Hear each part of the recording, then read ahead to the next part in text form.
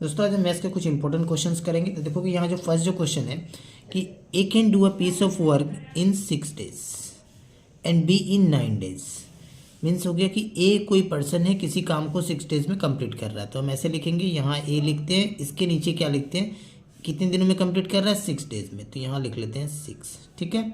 उसके बाद बी एक अनदर पर्सन है जो उसी काम को कितने दिनों में कर रहा है, 9 days में। तो यहाँ लिख लेते हैं बी, और ये कर रहा है आपका 9 days में, ठीक है। यहाँ तक आपसे पूछ रहा है कि how many days will both take together to complete the work. अगर दोनों मिलकर उस काम को करेंगे तो कितने दिनों में कंप्लीट करेंगे, ठीक है।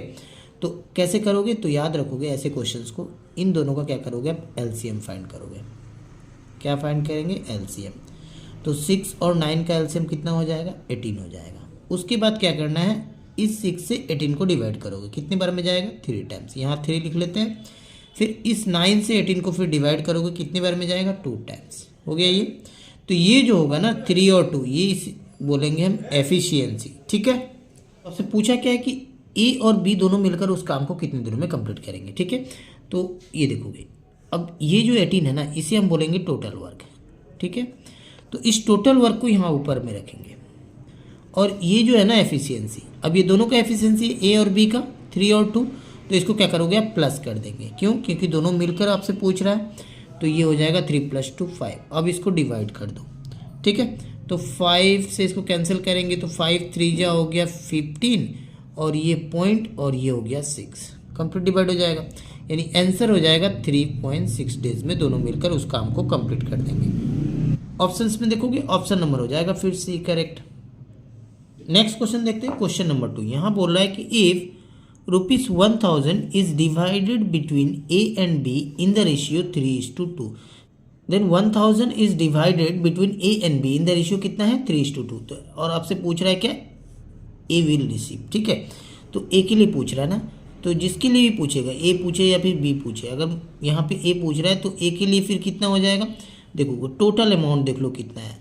तो ये हो गया आपका 1000, तो यहाँ लिख लेंगे 1000, ठीक है। उसके बाद जब भी रेशियो में है ना, तो आपको क्या करना है कि इस रेशियो को सम कर लोगे, तो ये हो जाएगा फिर 3 + 2, ठीक है यहाँ तक। और जिसका फाइंड करना है, जैसे ए का फाइंड करना है, तो ए देखोगे यहाँ ए पहले है, तो ए के लिए कितना है, 3 है ना, तो इंटू क्या कर देंगे यहाँ पे 3।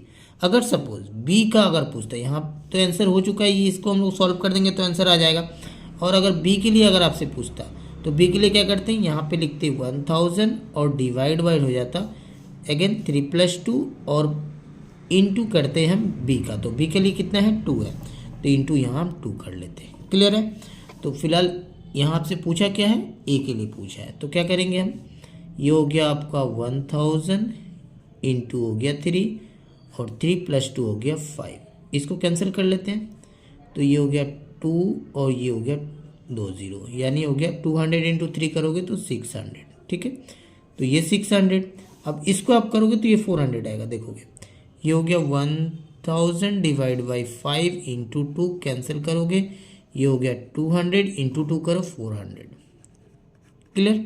तो इस क्वेश्चन का आंसर हो जाएगा, आपसे ए का पूछा है यानी ए के लिए हो जाएगा ऑप्शन नंबर सी 600।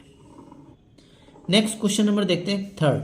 यहाँ बोल रहा है कि 2 successive discount of 70% and 30% are equivalent to single discount. जब भी ऐसे क्वेश्चंस आ जाए ना, 2 अगर सक्सेसिव डिस्काउंट दिया हो, यहाँ जैसे दे दिया हुआ है 70% और एक दे दिया हुआ है 30%, और आपसे पूछ रहा है एक सिंगल डिस्काउंट निकालना, तो आपको करना क्या है, इन दोनों को सबसे पहले जो भी यहाँ पे रहेगा, सपोज ये ए अगर ले ले, इसको बी ले ले, तो इन दोनों को क्या करना है, आपको प्लस कर लेना है, ठीक है। तो ये हो गया 70 + 30।